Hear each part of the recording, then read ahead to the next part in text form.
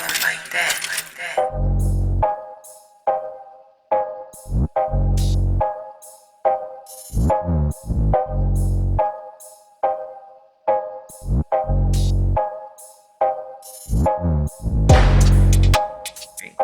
watching another episode of Highly Respected with yours truly, Miss Streetz. And I have a very talented singer with me today, goes by the name of Josh Waters. What's good, Josh? What's up? What's up? How you doing today, love? Hey, I'm great. I'm good. Listen, so you told me to listen to your song Vegan, right? But first, let's get to the point where you said, who's my favorite male R&B artist? I didn't know. I went blank immediately. Mind you, I have a few, but I went blank. But anyway, you told me to check out your song Vegan, which I did. Once I listened to that record, it made me listen to the rest of the records on the album. Then I started listening to the other albums. Long story short, you are definitely on your way. Voice is amazing. Tracks are great. Love it. Tell us about your journey. Like, how did you start singing? How did I start singing, man? So I'm from Mississippi. So if you can imagine, we in Georgia, Mississippi being like the deep, deep South, the Bible Belt, you know what I mean? So growing up in church, singing, that's where you find out who can really sing for real in a church, you know what I mean? And I was the kid, I could keep up. My mom was a vocalist, my brother was a musician, so I was just always around music. And anytime they would ask me to lead songs in the choir, I would always do it. And I had an older cousin that was rapping and stuff back in the day. Like what Megan and them is doing now, I say this every time. What Megan and them is doing now, my cousin was like on that kick back in '05, which I guess essentially the same time like Trina and the rest of them was doing it, but she just wasn't, she was a local artist. And she would bring me to the studio with her just to have me in the environment. And I just always like gravitated towards it and was just addicted to what that felt like and what it did for me as a person. And yeah, I just kind of did it. Kept doing it. I got signed to an independent label in high school. My mom would let me skip school to drive to Mississippi. I mean, not to drive to Mississippi, but to drive to Atlanta to do work with these people. You know what I mean? Have a full-fledged pass to take back to the school and shit. Like it was crazy. So yeah, I just kind of stuck with it from there. Do you feel like you were kind of forced in it because, you said your mom was into music and your brother, or it was just something natural that came? Yeah, no. I wasn't forced at all, man. I actually love animals. I wanted to be a veterinarian growing up. Music was that thing. Everything I get good at, I'm extremely gifted, bro. And I'm saying that in as modest as I possibly can, not cock it off, but I'm gifted. So when I get good at stuff like basketball, I quit the team. Once I got good at baseball, I quit the team. Music was the one thing that was like, it's ever growing, you know what I'm saying? And it's kind of like, it's the one thing that I had to always keep up with. Right. And so like, it chose me to a certain degree. Cool. So yeah. So let's talk about your projects that you dropped. It's basically like a deck of cards. I thought it was very creative. First explain that, because you got a heart suit, the spade. So you can explain the exact order and then tell us like, how'd you come up with that? So yes, 2020, it was crazy. Because it actually was a leap year. So we kind of just, it was a spare of the moment type of thing. In 2019, I had did an artist development program and recorded so much music. In 2020, we just kind of decided like, hey, let's put out a song a week. And like you said, we played it off of a deck of cards. It's 52 cards in a deck. And as you know, it's 4 quarters in the music industry and it's 4 suits in a deck of cards. So before we decided to do this, we had no idea that there was going to be a COVID. You know what I'm saying? Because that didn't hit until like March. But in our minds anyway, we was like, yo, this gonna be a lot of information and music and content for people to digest. So we was cool with that. Like I wasn't doing it to blow up or anything. We literally did it as a part of my development to make me a better songwriter, to make me a better artist in the studio overall. You know what I mean? And we kind of just left it open-ended, like whatever happens from it does. But at the end of each quarter, we took all of the weekly releases and compiled them into suits. So the first one was the heart suit, you know what I mean? You had Valentine's Day. It's still cold in the beginning of the year. Right. We're still in that love season, you know what I mean? Then we had the spades with the next one, I believe, which was kind of the wild card. That was me introducing myself and my audience to like different sounding records. I think I had one that was like a pop record, which was my first time trying that. And so forth and so on. The club suits, they had more like club potential or at least lounge potential. And then the diamonds was just, yeah, some of my favorite records. Definitely dope idea. Like by far, definitely dope. I'm into a lot of music and I don't think I came across something like that. So I think it's dope that you did it like that. Name an artist that influenced you to actually keep singing or keep going. An artist that influenced me, oh man, Erica Badu. That's my baby. Like me and Erica got the same birthday. And not my baby. I view her Really? like more like my mom's. Listen, she But like yeah, them young, so you never know. hey, let me find out. That's it. Like them young, so yes. So we did talk about, well, you talked about you doing like some pop records. I was gonna ask you what's some other genres you would like to get into besides R&B. Man, really? I've been on this like alternative kick lately. And I actually was telling my folks at the studio lately, only time I'm writing R&B right now is when it's for other people.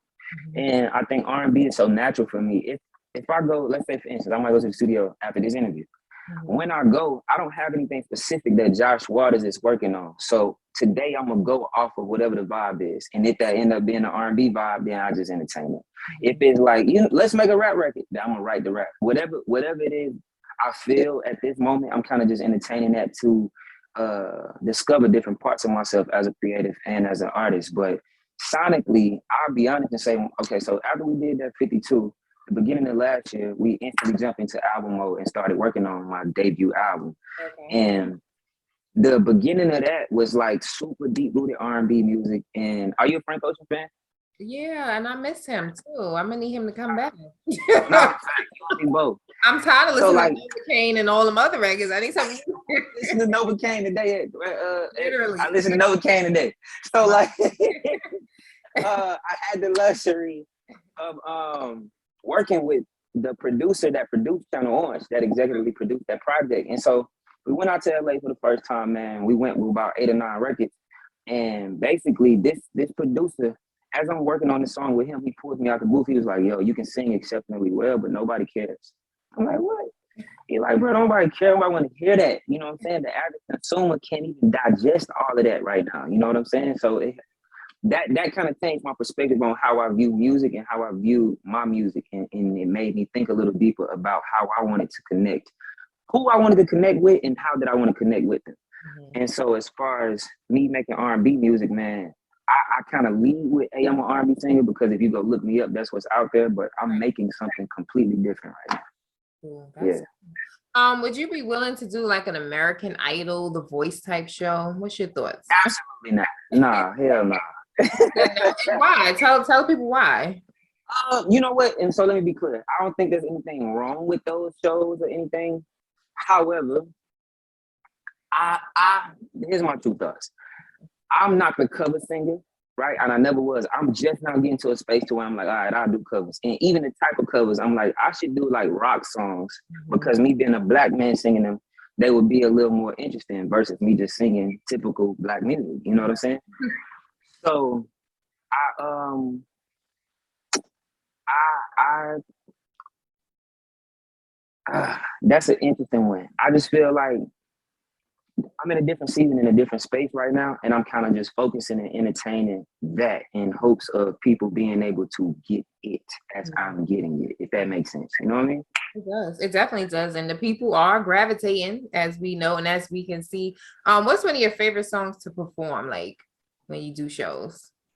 My favorite song to perform, it would have to be Cyclone at this point. I like that song. So have you ever actually performed it and had like somebody playing the guitar live?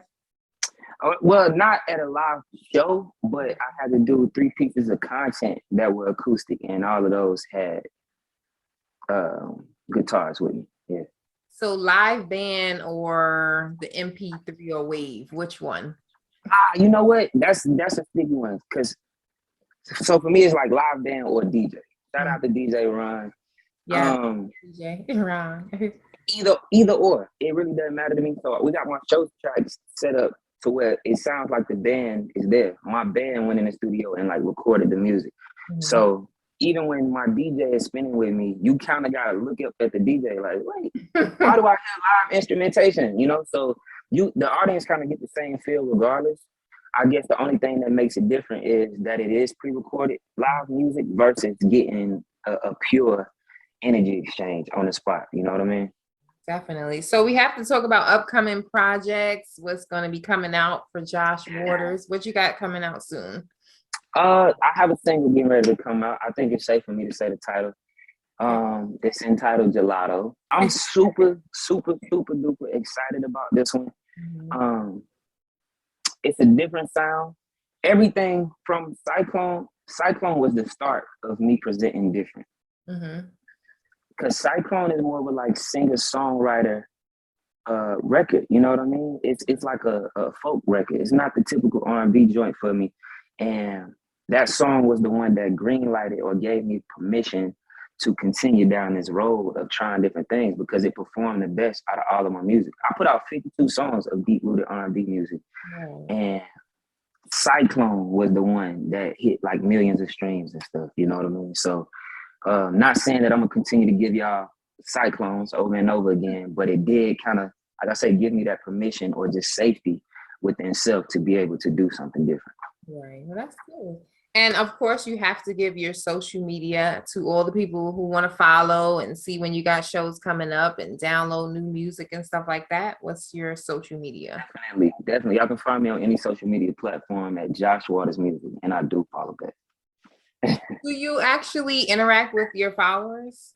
I do, very much so, in a crazy way, man. My phone number, you familiar with super phones, right? Yeah. Super phones. All right. And I had a brain fart. This is random. You asked me a question earlier, and I'm just like, I didn't really finish answering that question. So I'm gonna go back to that real quick. When you asked me, when I was talking about doing covers, the reason why I was always afraid to do things of that nature was because if I blow, or the TV show shit, if I blow from doing a cover, people don't realize that they fall in love with you as a cover singer. Right. So now once you've gone viral and stuff from this moment, you gotta hope that you can get with the right people to make good songs. Just because you can sing don't mean you know how to make songs, bro. And that's what this is about. I know people who can out-sing me, but they can't make records. And whether that be by themselves or getting with the right people to facilitate the energy necessary to make the right song. And so before I had the opportunity or accidentally get the opportunity to go viral from a TV show or doing covers or whatnot, I was like, nah, I have to have a catalog of my own music in the event that I do get a moment like that. There's stuff of my own for them to go fall in love with versus me having to do another amazing cover. Because the chances of you making a song that's as good as the cover you went viral for is like, you know, it's difficult. So, it's difficult. I won't say impossible, but it's difficult. But so that's the answer to that question. And as far as interacting with my fans, I got a super phone. My phone number is actually in my bio, and I close to about 600 contacts where I actually frequently communicate with them. It's really me. I have to convince them that over time, like, no, bro, it's me, dog. It's attached to my phone, so sometimes they'll call and the numbers and stuff will come through, and I can see like, oh, it's my super phone. But nah, I try to engage as much as I possibly can with them because those are the people that support me. And so I never want to get in this space of like, I'm up here and like, nah, we right here with it, man. So yeah. So what's one of the first things that you want to do or that's on your list when you make it big? You mean like community wise or just in general? What's the first thing I want to do? Yeah. First thing I want to do, man, is get my family straight.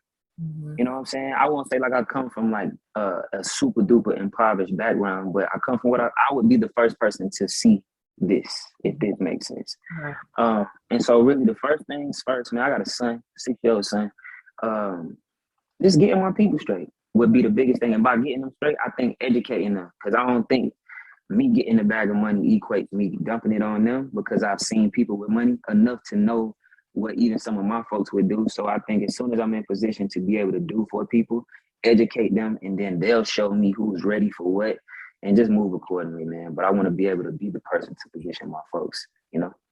Yes, yes. Well, you're on your way. And before you go, you definitely got to shout out key people that's been there since day one. Those may have supported you later on in your career. Just go ahead and shout out. Sure, man. Shout out to my label and my team, Bandwidth, man. Shout out to my producer, Will Power. Shout out to my manager, John Griggs. My dog been with me. I've been doing this for about 12 years. I'm 26. I was signed to that independent label when I was like 16. First time in the studio at 14. So out of all those years, he's been with me for 10 of them. You know what I mean? Which says a lot, right? You know? So shout out to him. Go get his book, John Gregg. Follow him at that_Greg. He just dropped the book. Man, shout out to my son. Shout out to my mom. And of course, most importantly, shout out to God, dog. Yes, definitely got to thank the man upstairs. Well, Josh, you know, I'm already in tune. I done downloaded all the suits, the hearts, the spades, all of them. They just a good vibe. And like I said, you definitely on your way. So I wish you nothing but the best. Keep making that good music. All right. Thank you. I genuinely appreciate it. And thank you for having me today. You're very welcome. You remind me of a girl that we'll make it work. I'll figure it out.